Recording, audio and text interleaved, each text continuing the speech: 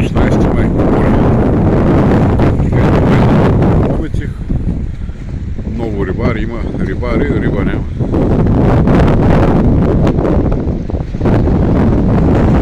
Пробва с хората да извадят нещо. Но ви не. Температурата на водата е 15 градуса. Пробвах я. Не става за къпане. Тук да някой се пробвал на плажа да леко режима слънце все още.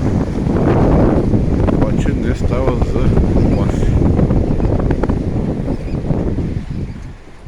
Това е поморие. Множество вълноломи, такива и носови изкуствено изградени. Голяма плажна ивица, големи хотели, всичко е наблъскано едно от друго.